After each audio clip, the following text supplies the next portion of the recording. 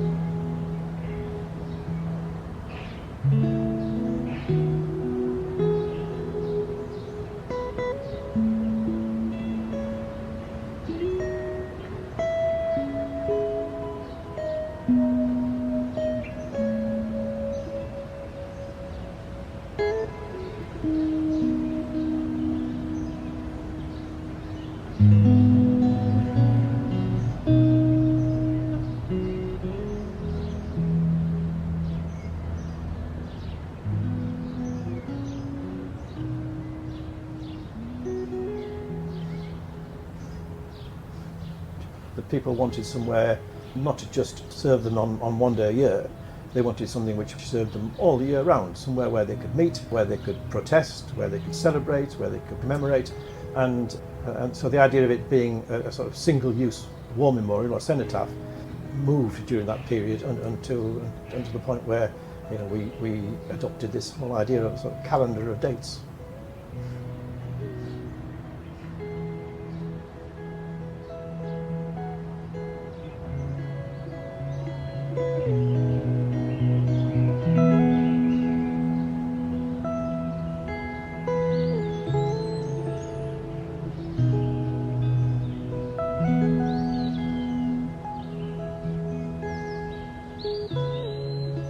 Cities whisper their stories to those who walk them. Some tales are etched in stone, others are felt in the air, in the way people move, pause, linger. Milton Keynes was designed with those pauses in mind, pockets of space for gathering, for marking time. The Milton Keynes Rose is one such place, a circle of quiet permanence, an open invitation.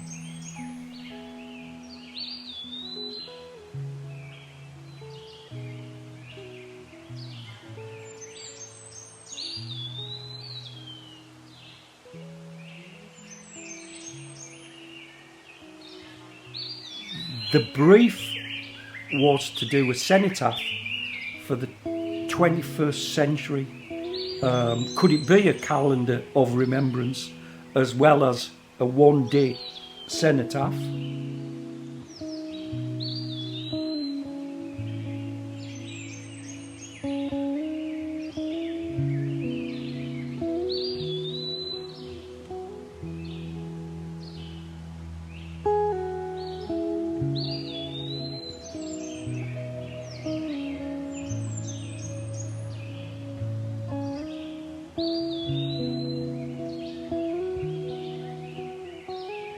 Although individual parishes and some of the towns that have been swallowed up by Milton Keynes do have a point for remembrance, Milton Keynes city itself didn't have a point of remembrance.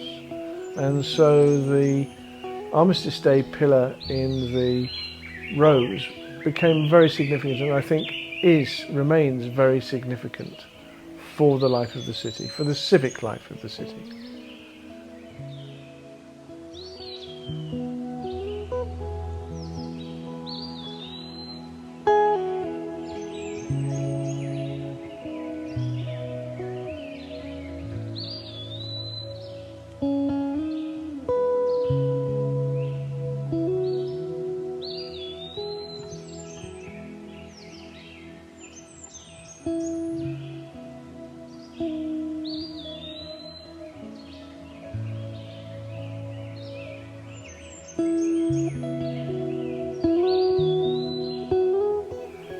And then there was a consultation at Christ the Cornerstone Church. So there are about 25 various groups represented there. And I think that was the point at which we realised that actually we weren't just talking about a civic space to gather for remembrance. We were actually looking for something where people could come at happy or sad times other than purely remembrance. And so the idea and the hunt for a space to do that perhaps took on a slightly less defined way forward.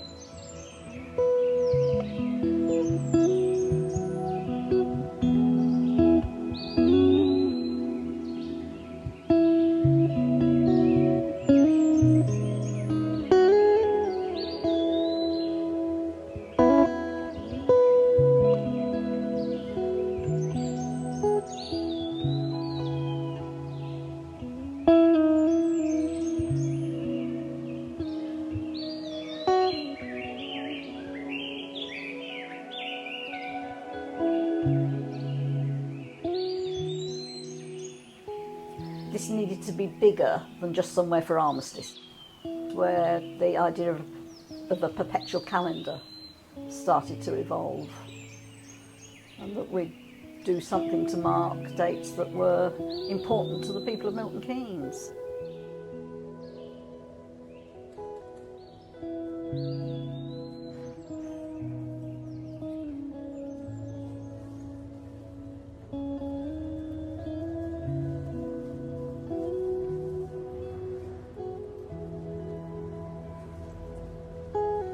And Gordon was the person who expanded that thinking when he developed the geometry of the rose and said, actually, you know, we can celebrate one day, but we can celebrate multiple days. And actually this calendar of days that could emerge are those that have got local importance, but also global significance, in the same way as Milton Keynes is local global. We were all immigrants in Milton Keynes because we've come from somewhere, we bring our stories, some of them are hyper-local, some of them are international. And so he felt that the calendar should have that diversity and range of days that are celebrated. And he had a big pianola scroll where he started gathering together important days for Milton Keynes from his many conversations that he had in the community. He started putting them all out in order, in chronological order. And then he also looked at international days that he thought were really interesting and important as well. So some he definitely contributed himself, and he put to the group, say, have you thought about this? Would this be good?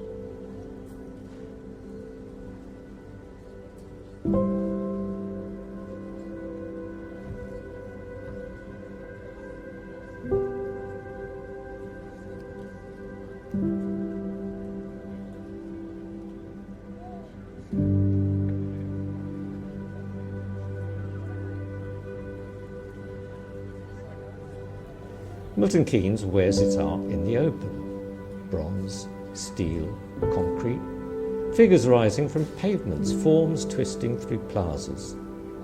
It is a city that invites you to stop and look, to reconsider the spaces you pass through every day. The Milton Keynes Rose is part of this growing constellation, an artwork in the landscape, not just to be seen, but to be stepped into, to be lived with.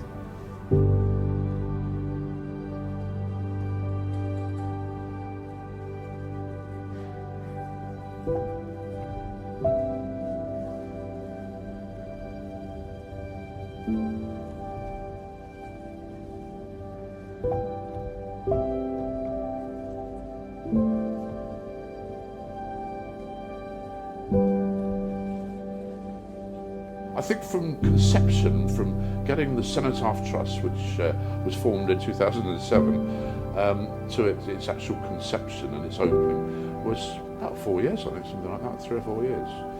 And but of course it's there now, and it's something that Milton Keynes can be proud of. And I personally feel ever so proud when I go down there, just ad hocly during the week and things like that. There's always people down there. There's always somebody wandering around and looking at the different pillars.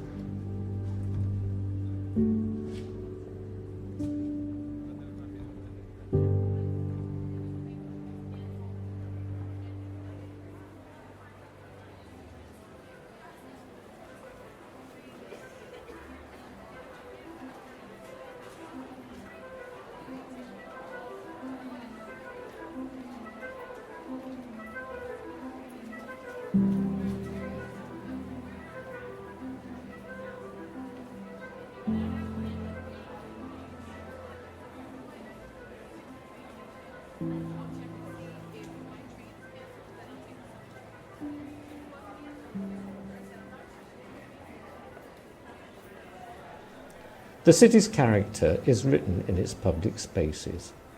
Art that isn't locked away, but out in the world, shaping how people gather, how they pause. Milton Keynes Rose now joins this ongoing dialogue. A new chapter in a city that continues to evolve, always offering new ways to see, to reflect, to connect.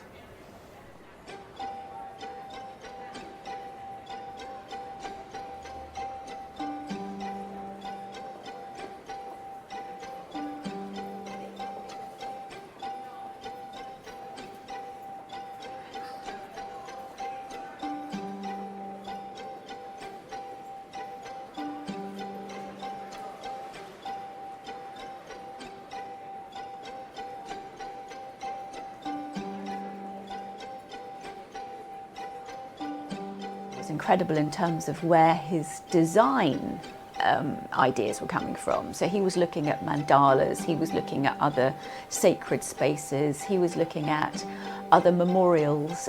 So for instance, the John Lennon Memorial and how that's dressed at various different seasons in the year. And so he set out where his design ideas were coming from. That idea of rose windows and cathedrals then lent itself to the sort of the geometry of those windows, and I think that's where he got to the mathematical outline of a flower, and then the way in which to carry these dates that he wanted to bring people to the space on the pillars.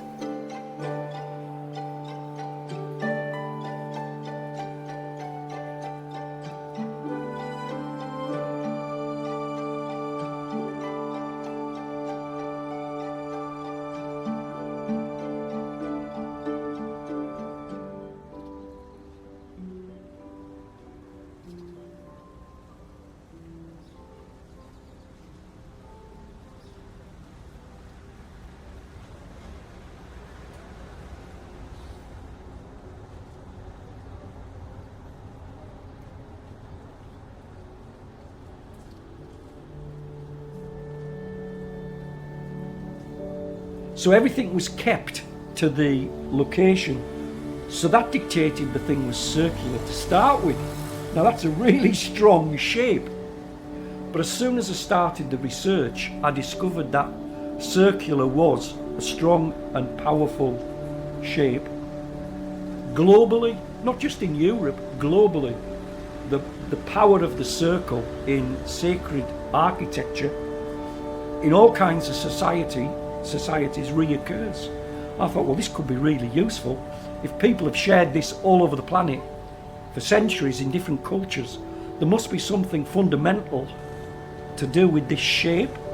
I'm not dictating it. Milton Keynes and the previous designers have given me this shape and size.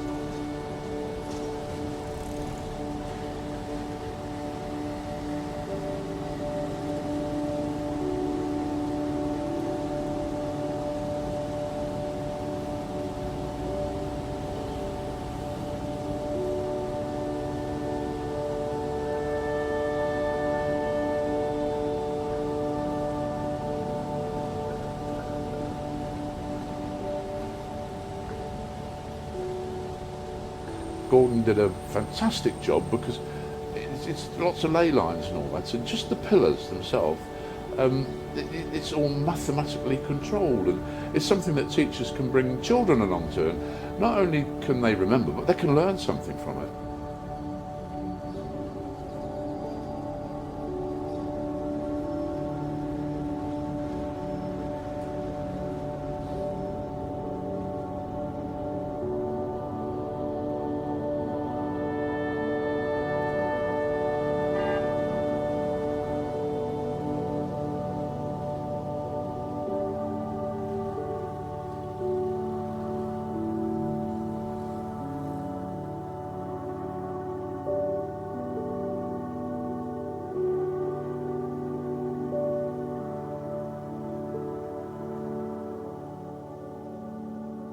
Then when we understood a little bit more about the theory behind it, which is actually, it's about the geometry of the rose. It's the nodes at which the petals grow from this central core.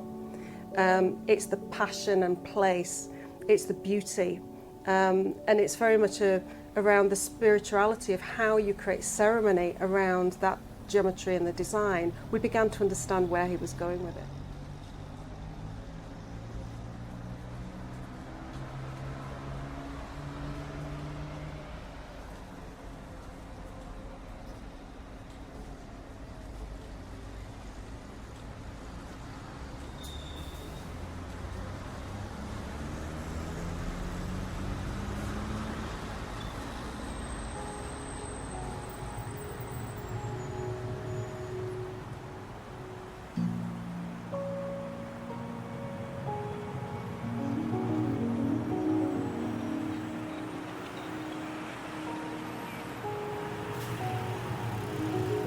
The Rose was built to be welcoming to all.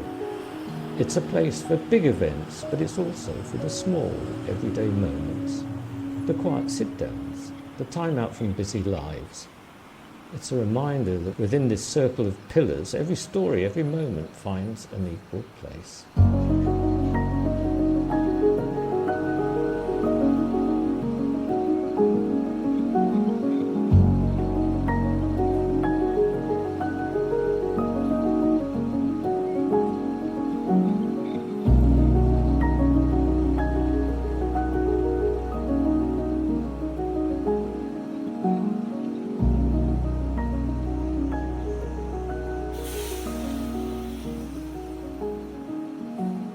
When one visits the Rose, there are always people there who are just passing through and taking time to contemplate, to even search for their own birth date, frankly, on pillars. And that gives them pause to think and stop and just reflect generally. And I think, despite the fact that it's close to such a busy commercial hub, it is very much a peaceful space. The way the pillars sit within the landscape, within a bowl, surrounded by hedges, despite the fact it's pretty often wet and windy, it is actually it lends itself to quiet reflection.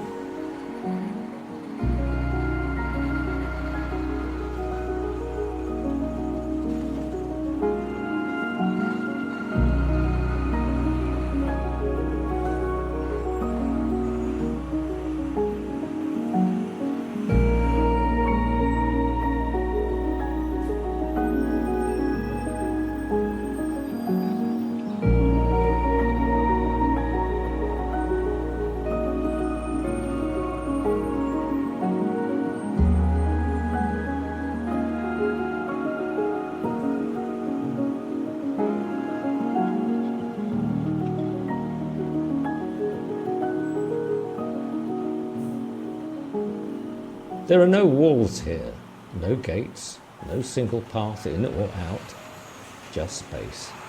A circle of stone open to all, where every moment finds an equal place, whether planned or spontaneous, solemn or joyful. These pillars do not dictate. They hold space, listening.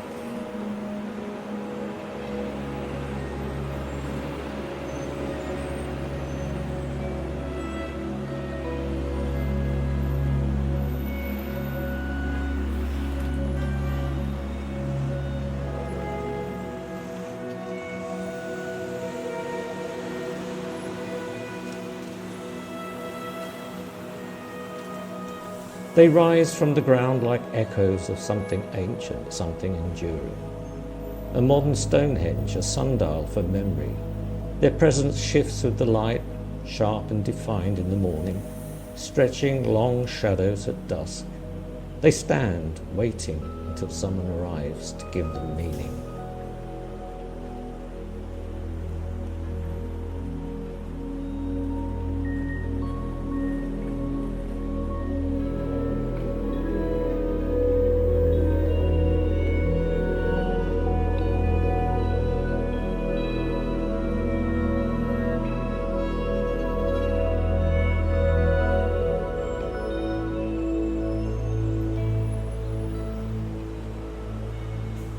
When the rose was first conceived, there were, 40 pillars that were left blank, and the idea being that every couple of years another one would be engraved with recommendations from the community and led by an independent panel to choose.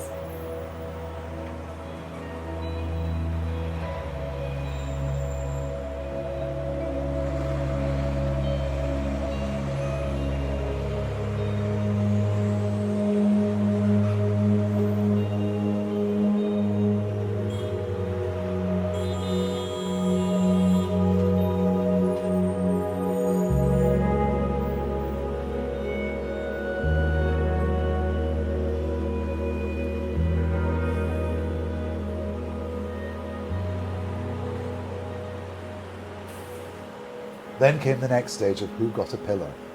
And of course, it wasn't about being worthy or not worthy. We kind of made a rule that it had to be part of the history or the making. It had to be an ingredient. That's a good way of looking at it. It had to be an ingredient of Milton Keynes. So Jim Marshall was an ingredient of Milton. Red Bull, the tea bag, the diesel engine, the Ode to the Halibut, Amazing Grace. All these things were ingredients to what made this city full of travellers and vagrants and oddities that decided to stop and settle here.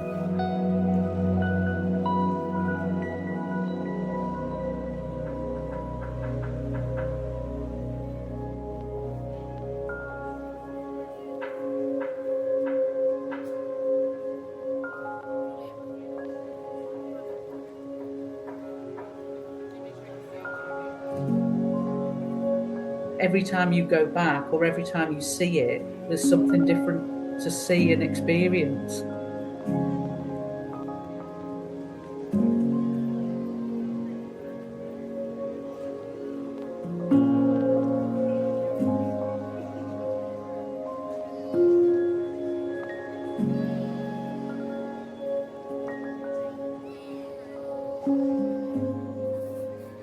There's 106 pillars of varying heights, and initially we looked to inscribe 60 pillars, 60 which gave us enough to save for future dedication. Why? Because the rose is going to have a long life, and so you want people to continue to engage with it over time. So since those initial 60 engravings that we opened with in 2013, in the ensuing 10 years, we've had a further 9 inscriptions. So we set out to do one every 2 years. So we're quite ahead of schedule, and it will slow down now. It will move to probably once every 5 years that we invite people to give their dedications, their ideas for dedications, their pillar nominations.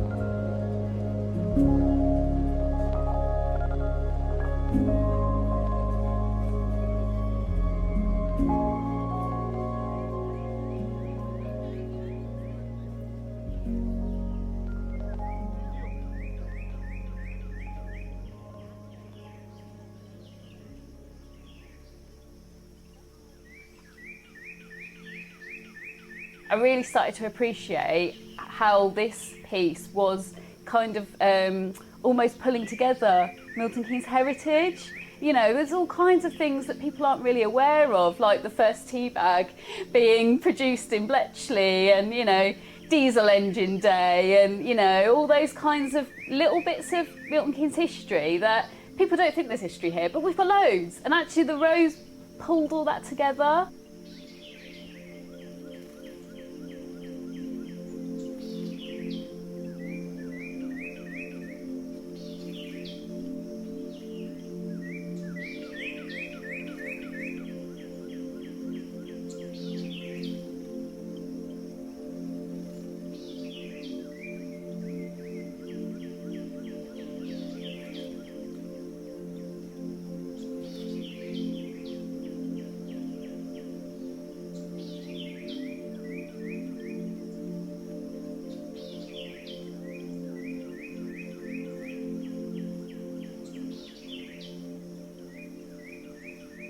The idea around leaving the pillars vacant, some pillars vacant, was that we wanted the Rose to be relevant in the future. So a lot of the original pillars were backward facing, you know, what's happened in Milton Keynes previously, what Milton Keynes known for, you know, what are the significant events in the past that have marked Milton Keynes to date. But we didn't want the MK Rose to just be a static thing that was backward looking. We wanted, because we knew that there were going to be significant events in the future that we would want to remember and commemorate. We didn't know what they would be. And you know, and we still don't know what they might be. You know, that's down to the community. It's what's relevant to them. But we wanted to make sure that there was the opportunity to add more pillars so that if something significant did happen, that the opportunity to remember it was there without having to build something else.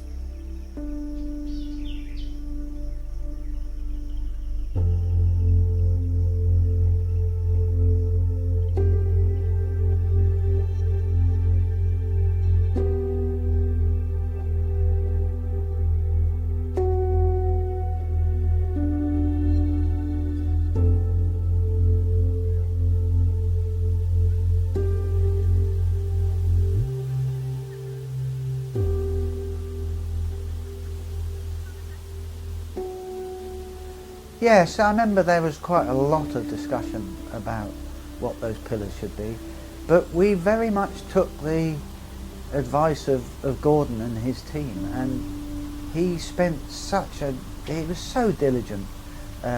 He had some very good people alongside him, and they went round and met communities. He really got under the skin of Milton Keynes and found groups and organisations, and just came up with this wonderful eclectic mix of people and groups and events and things to celebrate and commemorate.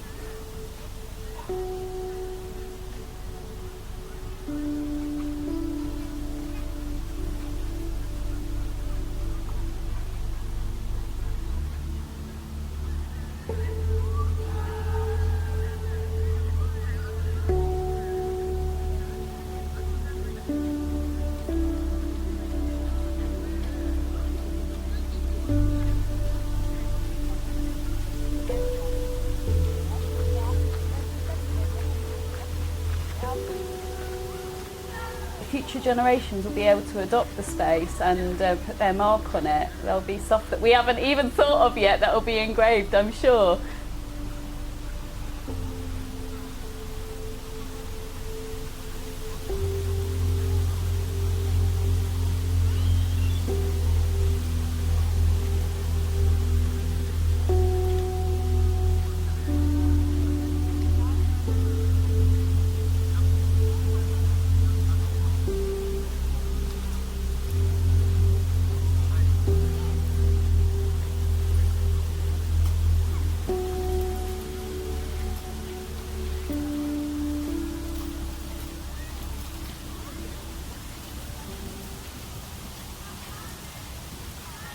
Gordon calls it the dance of engagement. It's that thing when people stand with their head to one side and read what's on the pillar, and then the processing of that information and a spark of recognition, or you know, when somebody finds their birthday or they understand something about this space or the heritage of their area that they wouldn't have known had they not been to the space and seen the date and read what the pillar was about.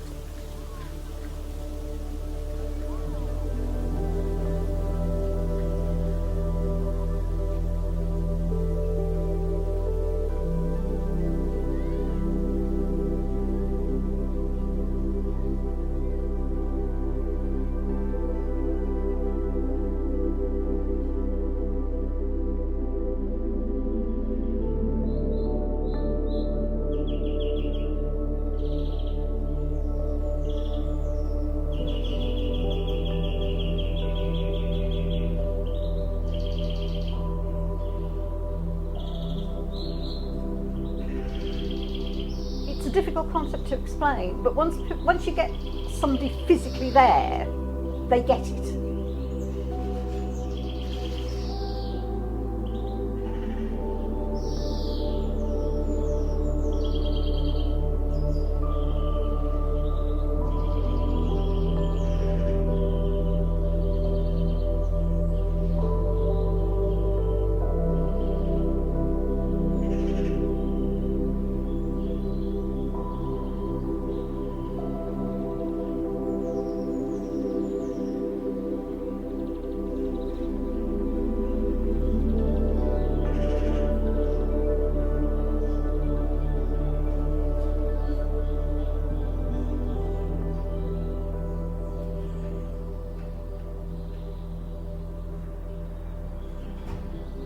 One of the reasons I am so passionate about the vision for MK Rose is that it is an act of collective memorising, working in tandem with an artist of creative genius. So here in this place there will be columns with which all of us in one way or another will find an affinity. Opening up the earth in this place, in releasing infinity in a tangible form. A giant act of midwifery for the future. In years to come, people who are not yet born will stand and touch and feel and ask and learn and laugh and maybe cry and dance right here. It is because this is such an important moment that we have a ceremony, a piece of symbolic action, a marker to celebrate and to say this is much more than a passing moment on its way to infinity. We may name the columns, but it will be the future generation who will own them. The releasing of the infinity I speak of is that of imagination and creativity, the coming together of memory, lament and respect, the very stuff that makes us fully human.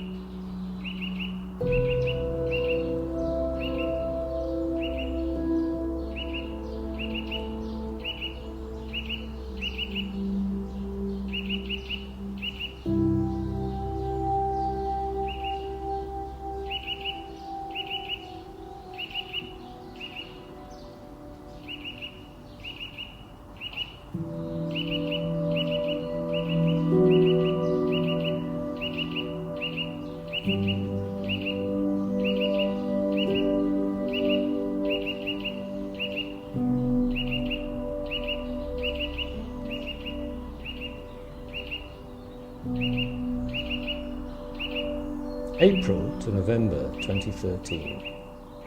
The stones arrived, the ground was prepared, hands shaped and placed each piece, aligning it with care.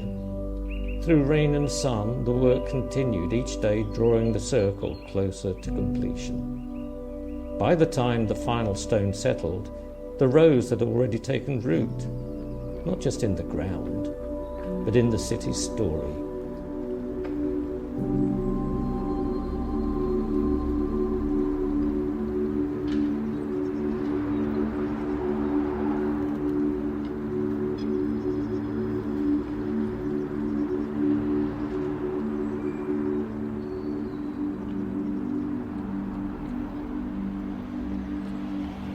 of November 2013. The cover was drawn away, the rose stood revealed, no longer an idea but a presence. A place ready to receive the footsteps, voices and memories of all who would come.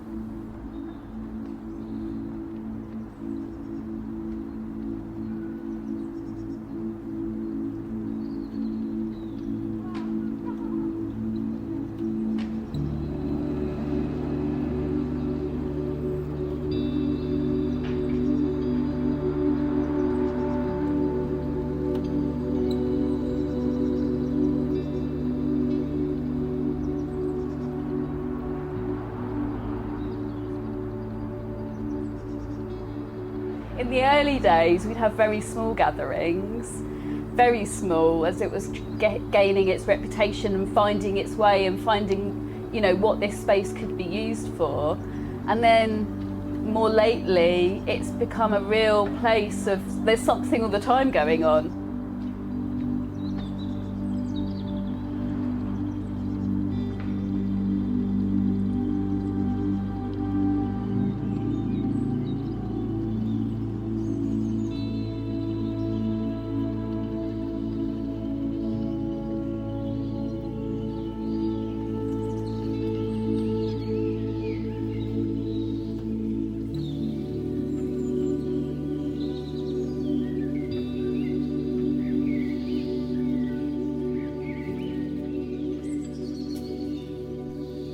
A grand design means nothing if it does not hold space for the quiet moments. A lunch break in the sun, a child tracing the carved words with their fingertips, a couple sitting close speaking in murmurs, the wind moving between the stones, carrying stories no one else hears.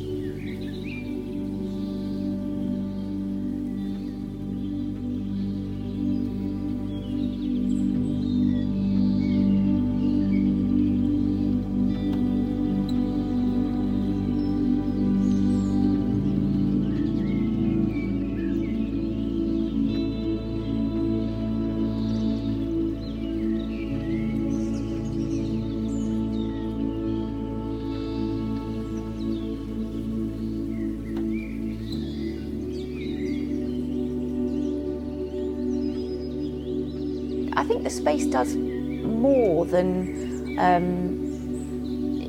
allowing people to come together. It's a springboard for other things. If I think about MK Dad, Disability Awareness Day, certainly back in the very beginning, lots of things happened because of MK Dad.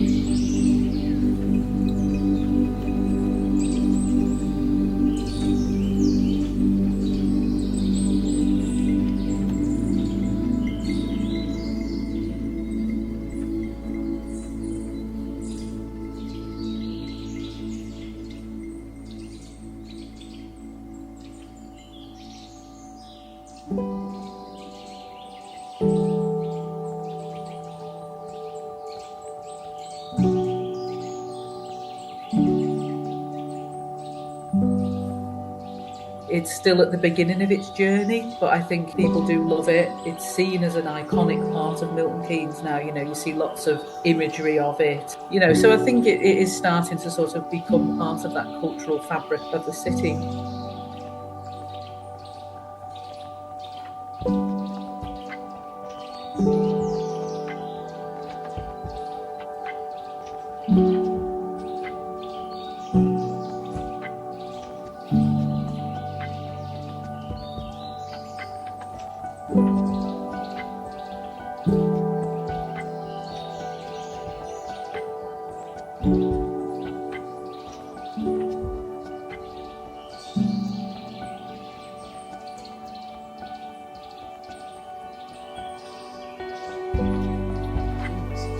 Nobody owns it. And that's really the rewarding thing about it. Yeah, I occasionally go down to the rows and sit on the lovely benches at the side, and it's just a joy to watch people. Some people cycle through it, don't even notice it. Some people walk through it and give a glance to the side. Some people stop. Some kids play on it. Some people sit on it. Some people diligently go through every single pillar.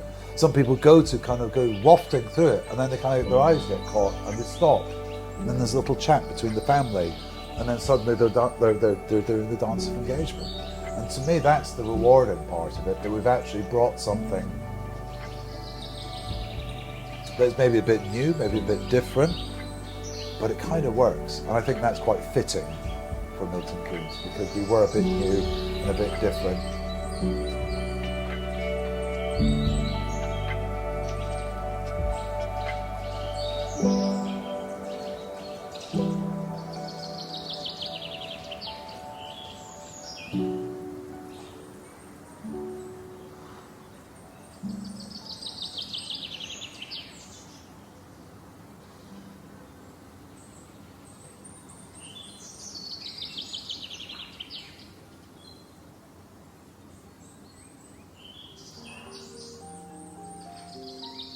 And I think it's going to grow in that way. I think it'll become ever more reflective of the community of Milton Keynes, and that's probably what I'm most proud of.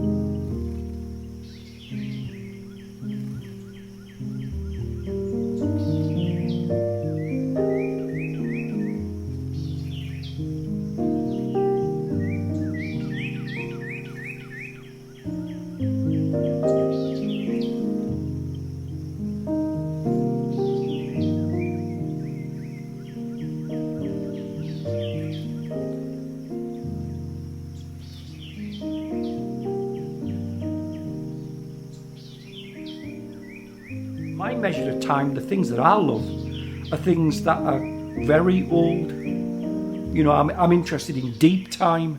I'm interested in artifacts that people made on these islands 18,000 years ago.